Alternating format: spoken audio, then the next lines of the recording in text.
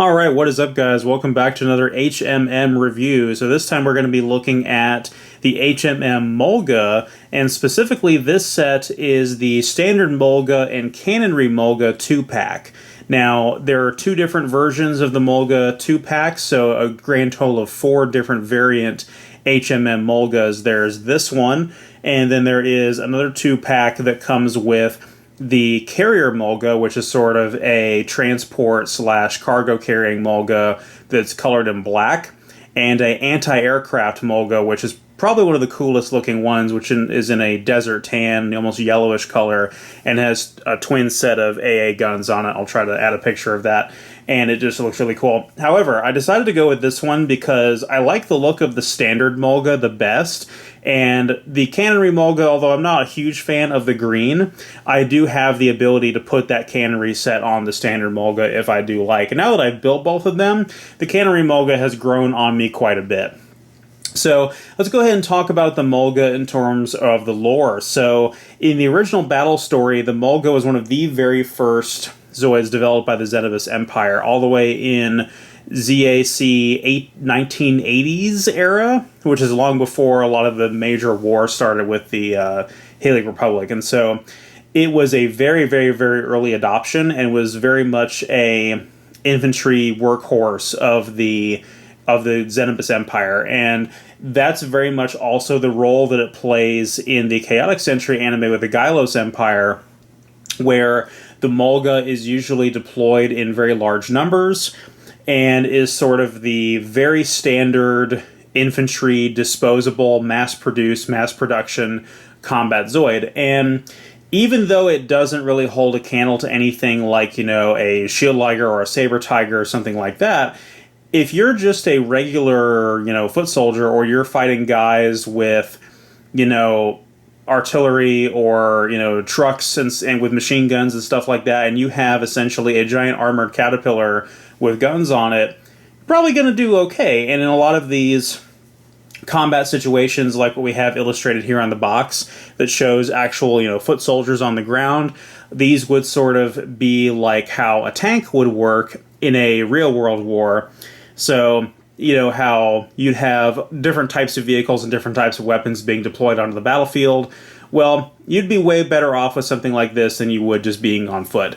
And for that matter, it does have a pretty destructive amount of firepower if you're just going up against regular infantry and stuff like that, because it does have a set of cannons right here, which I'll talk about when we get to the actual model kit itself, they can either be a set of 20mm cannons, or they can be a set of 4-barreled rotating machine guns, depending on your arrangement. Now, in the lore, they just classify this as Gatling units, so 20mm machine guns, basically. But here in the HMM, we have the option to pick two different molds for what we want for the weapons, which is pretty cool. But the cannons will be pretty effective at taking out structures like buildings and stuff like that, and other small Zoids such as the Godos. The Godos having a very large vertical silhouette, whereas the Molga is lower to the ground, means that if you are a Molga driver and you're having to go up against a Godos, you may have the ability to get a pretty good shot off on it from the ground where it can't see you. So you never know. These things probably do have a pretty tactical advantage in that regard. But the biggest tactical advantage of these is the ability to actually burrow underground, which can be devastating considering they could burrow underground and topple over structures that way. They could ambush enemy Zoids that way, attack enemy Zoids from underneath, or just simply give themselves cover in a firefight, which is absolutely huge, although I doubt that's a maneuver that they would want the average Xenobus pilot to try to pull off. But it does work incredibly advantageous in the mostly desert terrain that most of the Zoid battles take place in both the battle story and the Chaotic Century anime. They also do come equipped with missiles. They just have a set of 2 SAM-style missiles, and that's about it until you get to stuff like the Cannonry unit, which serves a different purpose.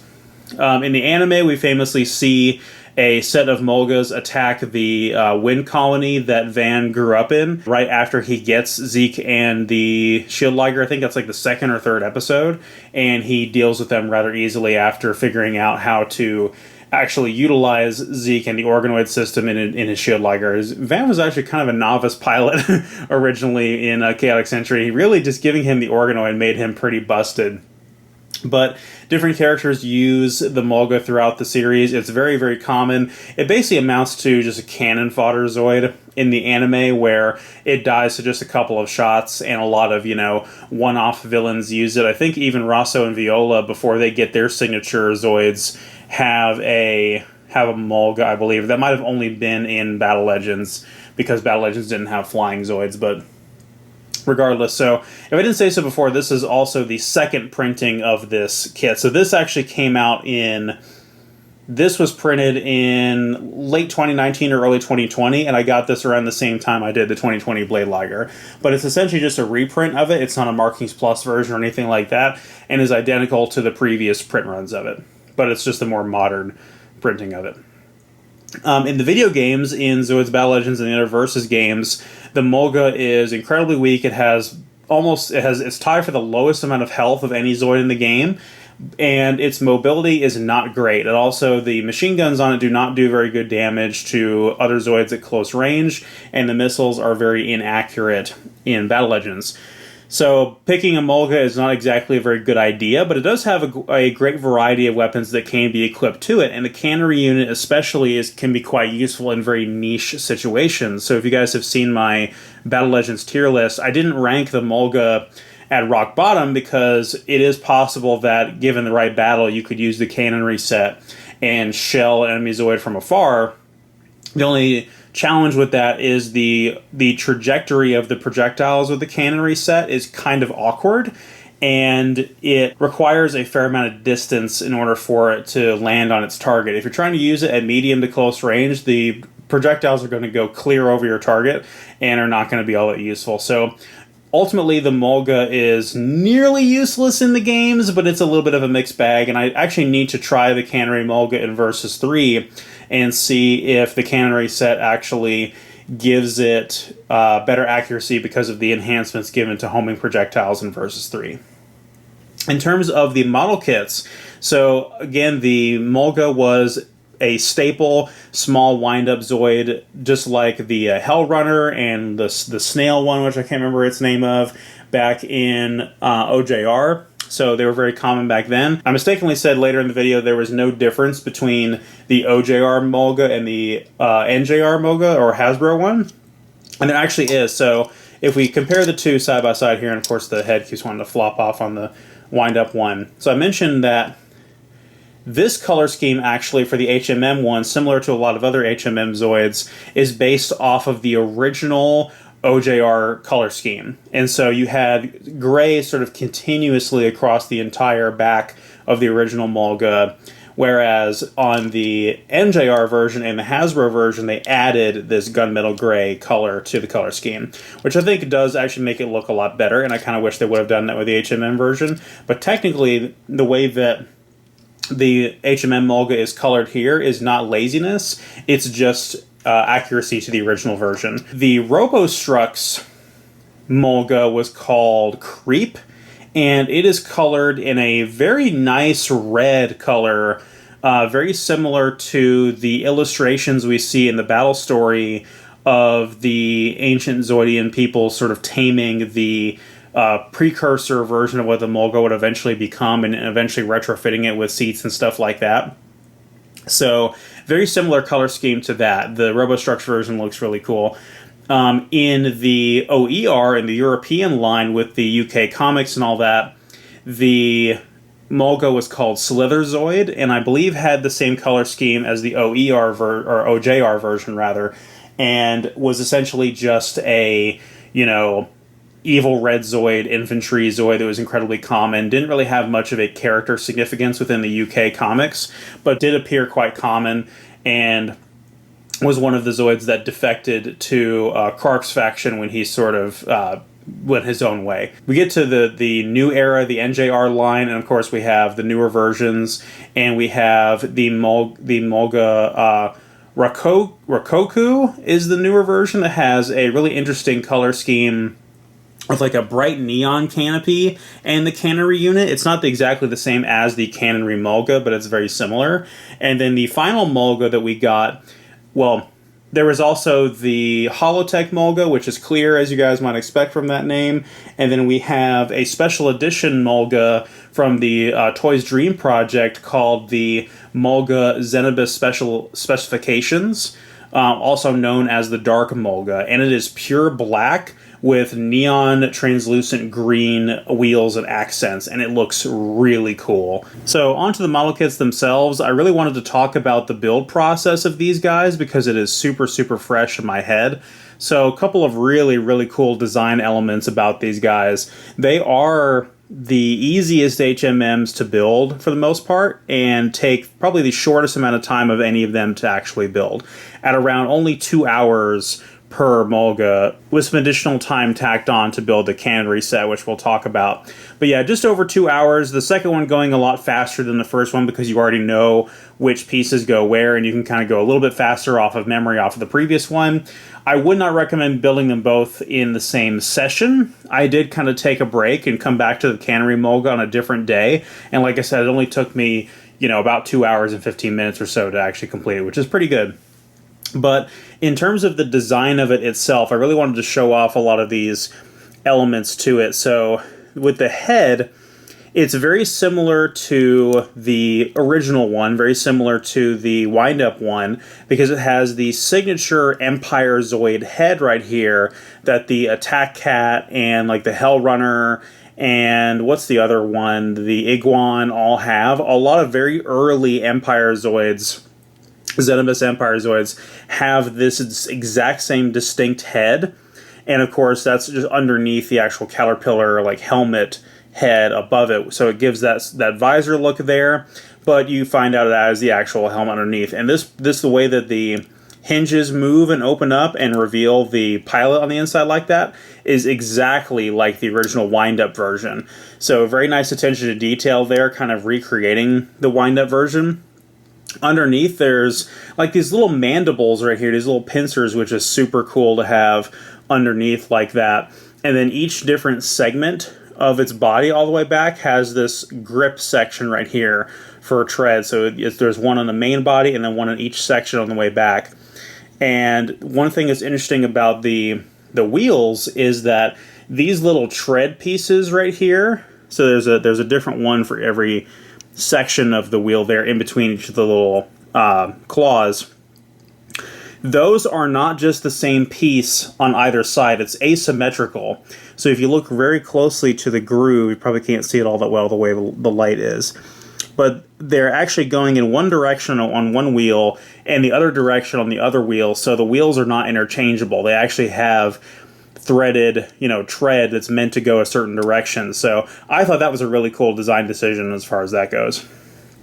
The guns up here, they give you two different sets of guns that you can put on. So you have a full set of guns for each Molga, and they are the cannons like I have out here on the side. And then you have a 4-barrel rotating machine gun type weapon that I have on the inner set there. Now, I had a little bit of an issue with the machine guns on the outside barrels, so I decided to put them on the inside cluster arrangement here for the standard Molga. And I guess when I was building the Canon Remoga, I just kind of forgot that, or they fit better because I have them in the opposite formation here on the Canon Remoga with the two cannons in the center and the two 4-barrel machine guns on the side there, which is pretty cool. I think this arrangement looks a little bit better, but this one, the pieces kind of fit together a little bit more nicely and they don't seem to want to fall off as easily.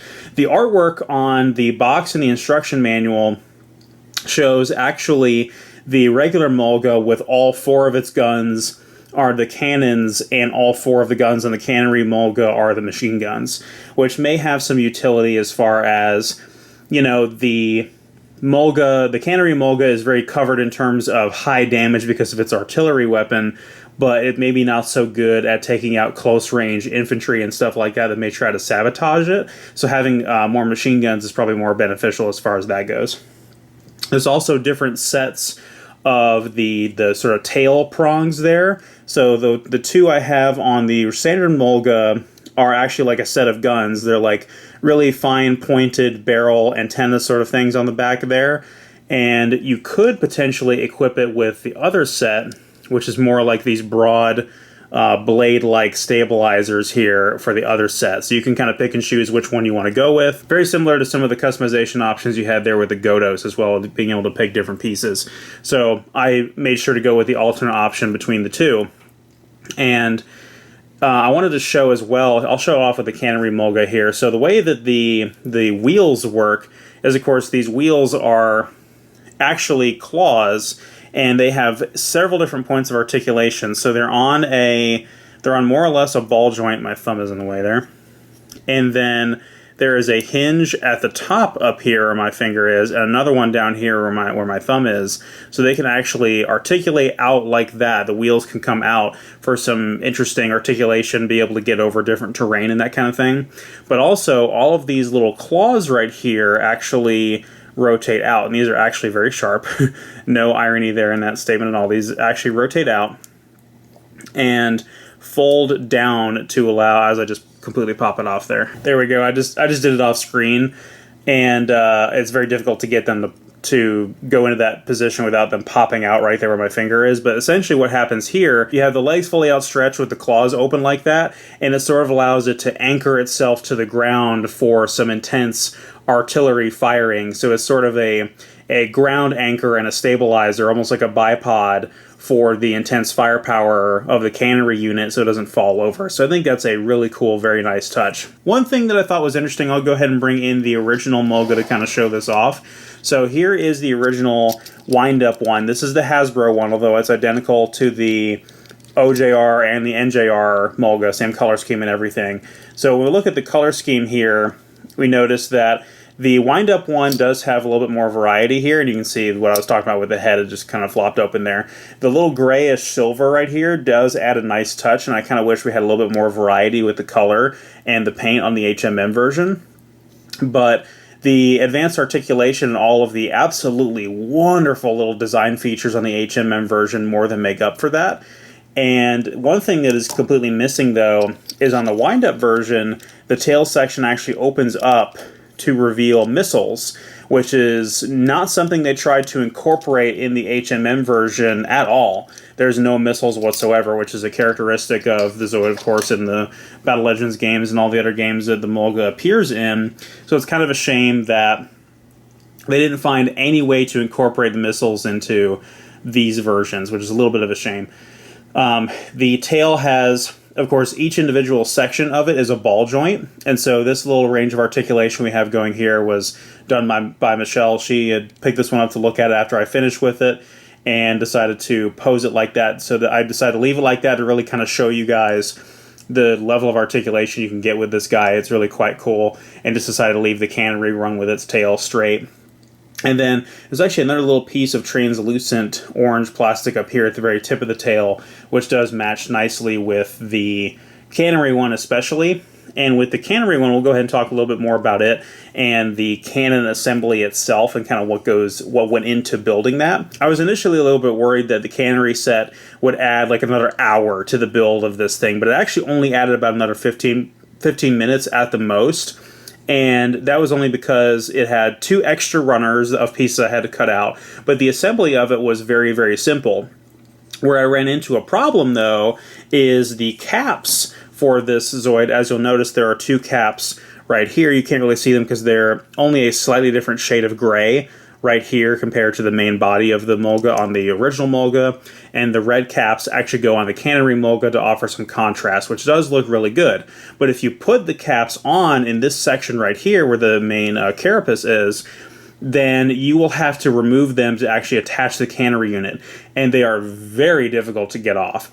So I managed to get them off with pliers, barely managing to not ruin them just to attach the Cannonry unit, which almost involved taking all the different sections of the Cannonry Molga apart and adding a lot of extra time to the build. But even so, it was only about another 15-20 minutes. So, and for that, we get an absolutely badass cannon on top of this thing. So this is based off an old customized parts from one of the previous lines, as you guys should be aware of. But what's cool about it is in spite of the fact that you probably would not be able to get away with customizing this on a lot of other HMM Zoids, you would have to take one of these off and just have it peg into the side of a Zoid like that. So the original Cannonry CP set for the Takara Tomy line could attach to Zoids such as the Genosaur, but I don't believe that this Cannonry set will be able to realistically do that. But it is really cool. It's big. It doesn't add a whole lot of weight to the Zoid. The Zoid is still very lightweight. And then, of course, the barrel does have rifling there, as you can see. It's not terribly deep. It's actually very shallow, trying to get the light to actually shine down into it. There's the final piece of orange translucent plastic right here, and that sort of acts, I guess, as maybe a sight or some kind of, laser guided thing, so to speak, maybe. But the way the light refracts off of it is really, really cool.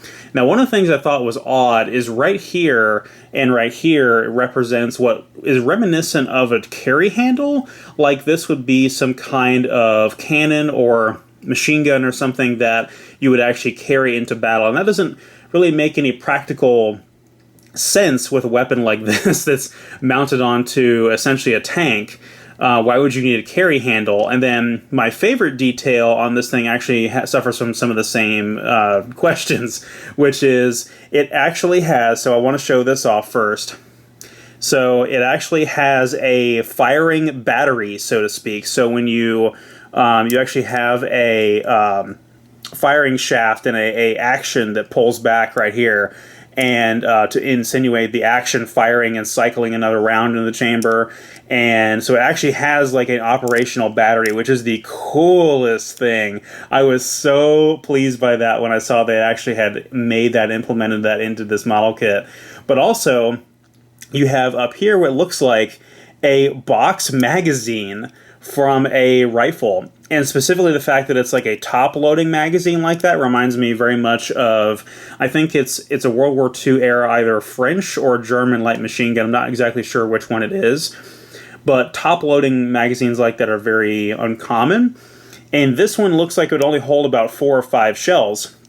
And they actually went through the trouble to mold in an actual ballistic shell in there, which is such a cool little detail, but it just kind of begs the question of if this thing only has, 4 or 5 rounds in it maybe, and you have the cycling battery and everything, it's not an energy-based weapon, it's a ballistics weapon, and it cycles like that. How do you reload it? Do you have this guy up here, the Hammer Rock, or like an Iron Kong, or maybe even Iguan, walk over and shove a new magazine in there with its hands? It's just kind of silly, but at the same time, it's really, really, really cool. So that's about it for the actual discussion about the model kits themselves. I do have 2 other points to make as far as the build goes, the construction. So it is very important when you're putting together the first section of the body in there. I can't really show it. Maybe I can move one of the legs down and kind of show it a little bit better, but I'll show a picture on screen as well. Right in there where my finger is, where you attach the neck to the main body. Basically the joint that attaches the head to the body, the 2 pieces that have to meet to create that peg, it's like 2 halves of the peg that connect, are very, very difficult to get them together. So you kind of have to wiggle them back and forth on the joint to get them to connect. If you try to force them together like that, there's a good chance you could snap the peg that they are attached to, which would be catastrophic for the structural integrity of these things. And one other thing I really liked as well was how they handled the Zoid core. I'll show another picture as well, how the Zoid core has a little cavity that it rests inside the main body, but it also has this piece that goes through the piece that holds it in and goes into the pin inside the Zoid core itself. So it gives me very much a Evangelion plug suit kind of vibe to it, how it's a plug that goes through 2 other pieces to actually reach the Zoid core itself. It's really quite cool. If you guys wanted to pick up a set like this, they are not impossible to find. They are probably still in stock on certain websites, such as maybe Nin Games, and they're pretty affordable. This set would cost roughly about $40 new before shipping.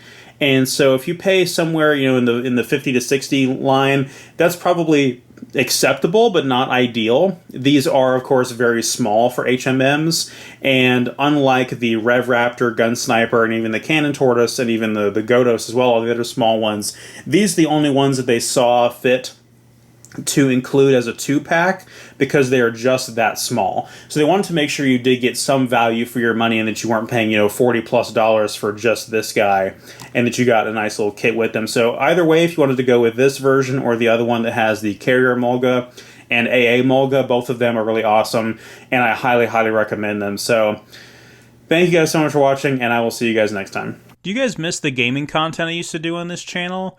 Did you guys know this is actually my second channel?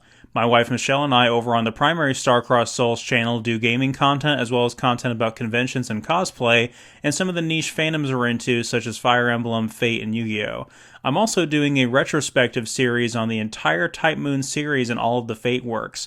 It's a series I'm very proud of and has the highest amount of editing and production quality on anything I've ever done in my entire career of making videos. So if you guys are interested in checking that out, make sure to follow us on the main Starcrossed Souls channel, and follow Michelle and I on Instagram for her art projects and my cosplay projects. I'll see you guys next time.